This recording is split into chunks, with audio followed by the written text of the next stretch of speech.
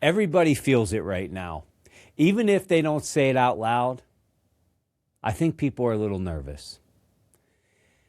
I know for sure there's employees out there that are anxious. Leaders are tired. And people are wondering some things. They're wondering, am I replaceable? Is my company stable right now? Will AI eventually eliminate my job? Can I even keep up with all this change that's happening right now? You know, we're living in what I would call the fear economy. And fear has a way of changing people. It changes communication. It changes culture. It certainly changes performance. And I think as leaders, if we're not careful, fear can quietly become the emotional operating system of an organization. And that is not a place to be.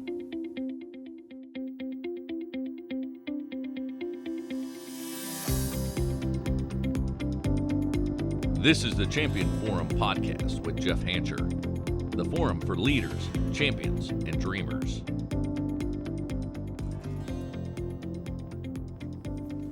Most business leaders say relationships matter, but very few have a system for them. At Giftology, we go beyond just gifting, and we help you turn relationships into a repeatable growth engine. Stay top of mind, build trust faster, and generate referrals consistently. Giftology. Relationships can take you places marketing can't. Hey, welcome back, everybody. I was recently reading a Forbes article discussing what many are calling a hidden crisis in today's workplace. The article, it was talking about the rising employee anxiety that is in the workplace.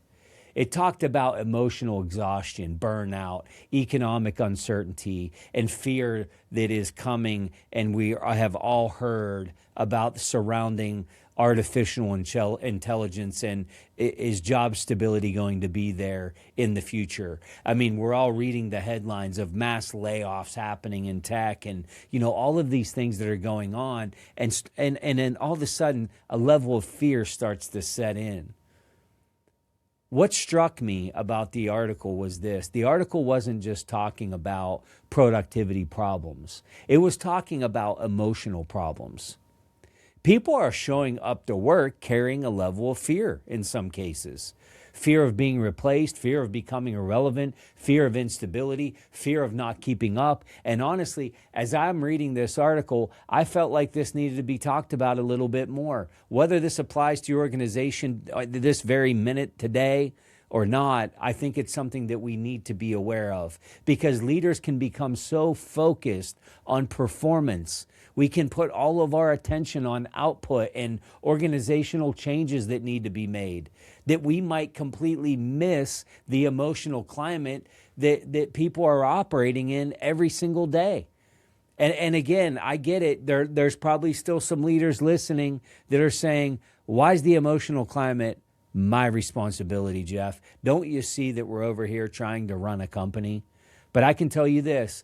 If there is a fear emotion that's creating a climate, that's creating a culture, so much so that national publications are writing about it, then we might at least want to pay attention to it, because fear changes behavior.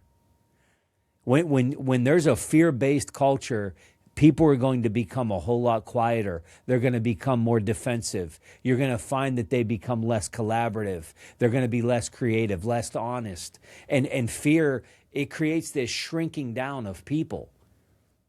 And leaders will often misread this, because I don't think, you think about all those things I just listed. I doubt that when a leader is experiencing this in their culture and with their team, they're not saying, you know what, this might be a fear issue. They're probably thinking everything but that. And look, maybe you've caught yourself saying things like this. Hey, my team lacks initiative. Maybe you say things like, hey, nobody wants accountability. Or my people are disengaged.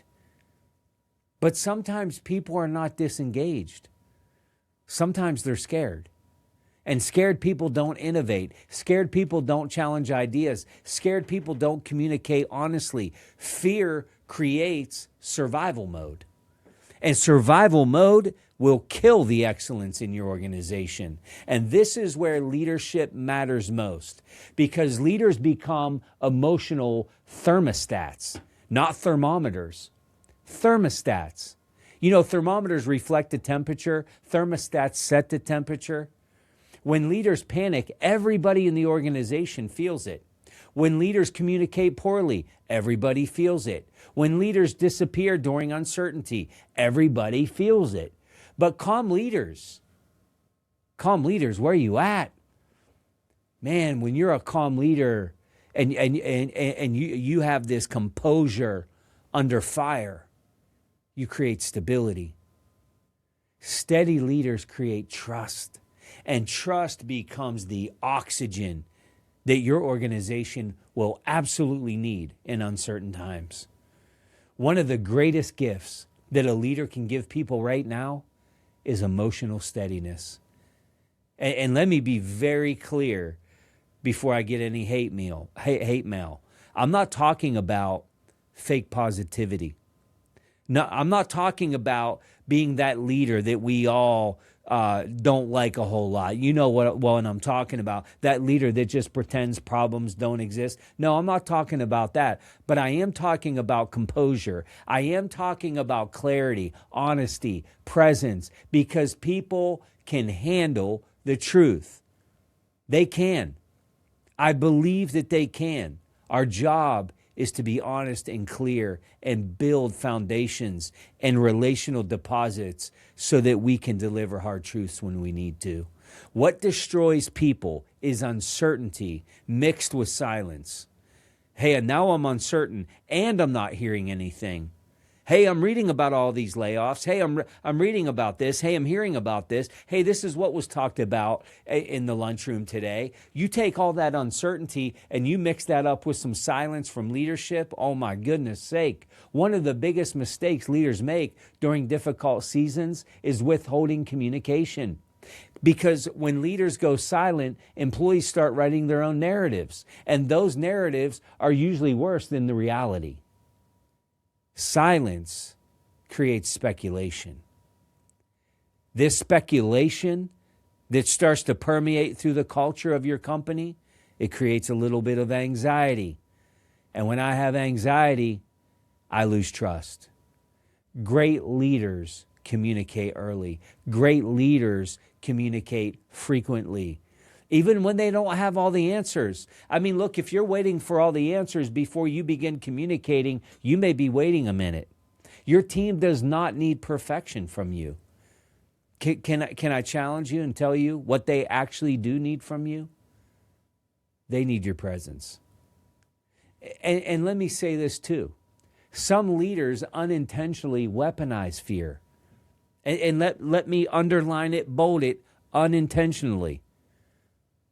When this begins to happen and we weaponize fear, we start to lead through pressure, constant urgency, intimidation, threats. And yes, you know what? Fear has a benefit. It creates some short-term compliance.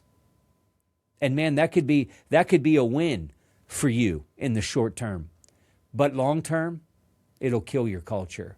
Fear-based cultures eventually create burnout, politics, disengagement, and distrust. Now look, I'm sure I could debate this with some people, but if you study history and you study what looked good at one point, but we realized really quickly that it maybe wasn't as good as we thought, look no further than General Electric. And look, I'm a fan of Jack Welch. I think there was some great things that he did. And certainly you cannot dispute the results. And it was this Phoenix rose from the ashes story of what he did to turn around General Electric. But how long after he left office, how long after he left that CEO chair, what began to happen? it began to unravel. Now historians are beginning to talk about, look, it was a very short-term thing because, look, there was a fear-based culture in General Electric. Now, I didn't work there. I don't have firsthand information. But I will tell you, this is the narrative that have read many, many times. Is like, wow, shareholders were happy. The balance sheet was fantastic. Cash flow was running. We've revived General Electric. We're going to live to fight another day. But here's the reality. A lot of people were running around in fear. And so, yes, it might give you some short-term benefits. But man, when disengagement in politics and burnout and distrust starts to set in, we got a problem. Because fear teaches people one thing. And here's that one thing. Protect yourself at all costs. Well, how do you protect yourself? Protecting yourself can come in a lot of ways. Protect yourself could be saying, you know what, the next time that LinkedIn recruiter hits me up on a DM, I might just listen to what they have to say. Protect yourself might be, don't say a word. Don't say nothing. Don't even tell them that there's a problem. Don't say anything. Quiet quit. Just do your job and get out. And once self-protection becomes the culture, collaboration is gone. It's over. No more. So what do we do about this? What do great leaders do during fearful times? They tell the truth. They stay emotionally grounded, fully composed, even in fearful times. They communicate consistently and with purpose. Man, purpose is a big thing. When we're going through times of uncertainty or fear, we have to reinforce purpose. And for those of you that were in the workplace during the pandemic, we saw some people do this pretty well, and we saw others that did this horribly. Because when we are leaders that step up and do these things, we stay grounded, we tell the truth, we communicate consistently, we reinforce the purpose of our mission. Man, when we do this, we remind people that they matter. They matter. And this is huge right now because many people are quietly wondering whether they still matter in a rapidly changing world. Great leaders answer that question consistently. You matter. Your work matters. This is how what you do helps with the greater good, helps with the purpose. And I'm not talking about just with words. I'm talking about with your leadership behavior. You know, one of the most sobering parts of that Forbes article was the idea that many employees appear productive on the outside, but inside they're struggling. Meaning, hey, things are looking good. I got some painted rust on the car, but inside, man, this thing is decaying by the day. Think about that. People are still answering their email. They're still showing up on time to the meeting. They're still hitting all the deadlines that you have out there, but internally they're exhausted. They're anxious. They're emotionally detached from what's going on in your company potentially, wondering if they still matter. And honestly, I think that's one of the most dangerous things happening in leadership right now because organizations can mistake activity that they're seeing. I can look out and see it, but they're mistaking this activity for real health of their frontline people. Just because people are functioning does not mean people are flourishing. Those two things can be miles apart, meaning everything looks good on the outside. And leaders who only measure output, you might completely miss the emotional condition of your team. That is the danger of this fear economy. People can look fine while inside they're silently losing hope. And eventually, what's happening internally, it's going to show up externally. Don't be fooled. Eventually, it's going to come out. And it's going to come out in things like disengagement, burnout, turnover, emotional detachment, or what we like to define now as quiet quitting, or the latest version of that, quiet cracking. I don't care what you call it. But what I'm calling it is emotional detachment, which is exactly why leadership today, it can't just be about performance alone. It has to be about people. Has to be. Because if fear becomes the emotional culture of our organizations, eventually our people stop bringing their best. And it's not because they're lazy. It's because emotionally they have shifted into survival mode. And survival mode was never meant to be a permanent place to live. That's not where we should be living. As we bring this conversation to a close, I hope you hear the heart of the message. Your emotional state as a leader, it is contagious. If you are constantly anxious, your team's going to feel it. If you are emotionally unpredictable, your team is going to feel it.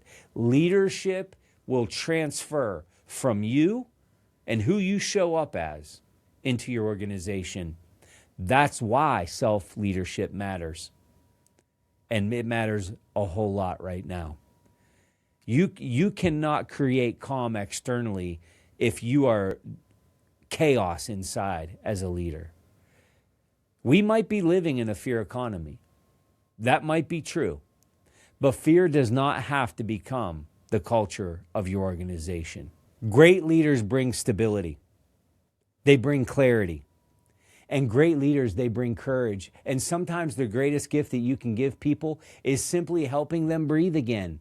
Because calm leadership, it's pretty rare right now. But I'll say this about rare leadership. It's remembered. Really appreciate you all listening in.